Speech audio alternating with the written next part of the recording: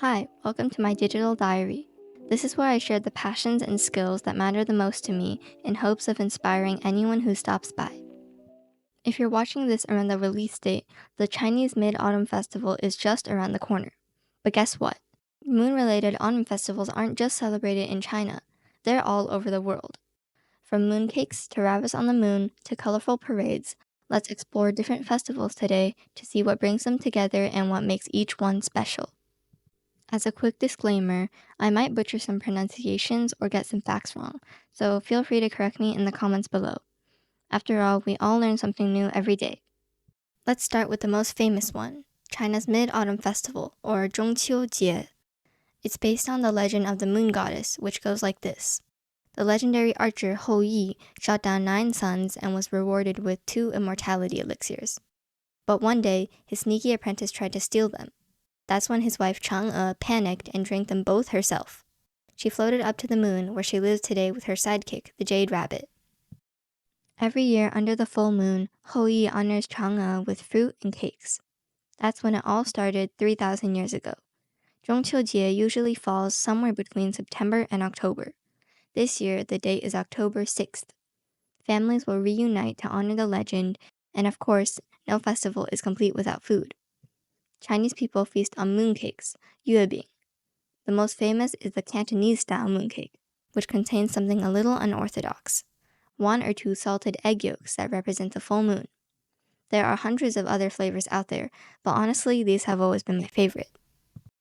Now let's jump a little to the east to visit China's neighbor. Korea's Chuseok lands on the same day as the Mid-Autumn Festival, and it began about 2,000 years ago. It translates to autumn evening, so you can guess what it's all about. Under the full moon, families gather to give thanks for generations of good harvest.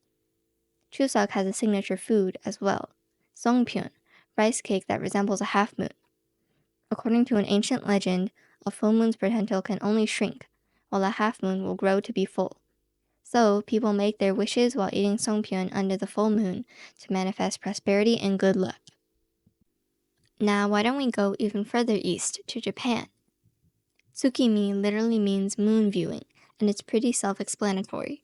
People hang out to admire the full moon and shifting seasons.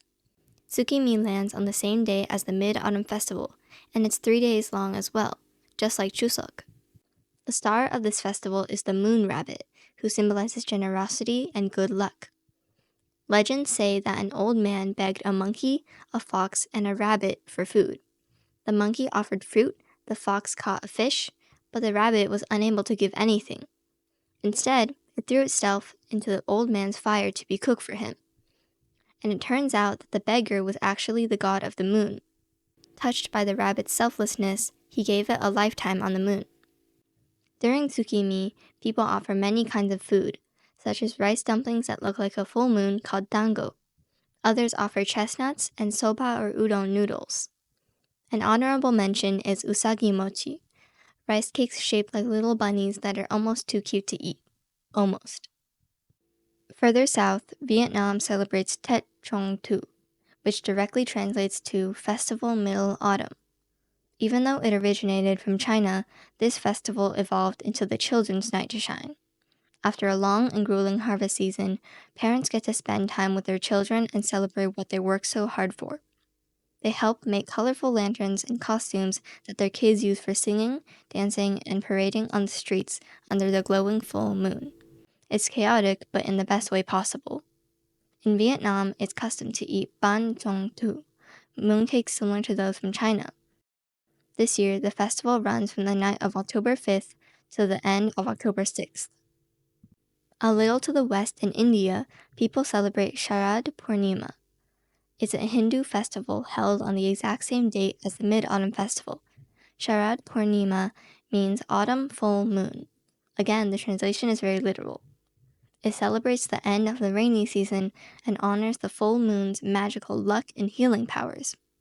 People worship gods like Lakshmi, the goddess of wealth, and Chandra, the moon god himself.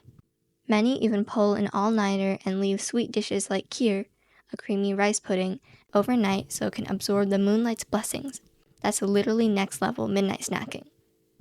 In America and many European countries, harvest moon festivals are held around the same time of year. They're all about community, good food, and having an unforgettable time under the full autumn moon. Friends and family gather in the evening to hold feasts, parties, play music, and sit around bonfires. The most well-known Harvest Moon Festival is Thanksgiving, which started 400 years ago. Sadly, these festivals don't include magical rabbits or benevolent gods, but the vibes are just as wholesome. No two autumn festivals will look the same. Some honor divine beings, some share timeless stories, and others highlight community, but they all share the same spirit. Everywhere in the world, people celebrate a successful harvest season, admire the full moon as a symbol of prosperity and wholeness, and reunite with loved ones. Now, here's something cool. All of these festival names are super literal. They either relate to autumn, evening, the moon, or all three. And the best part?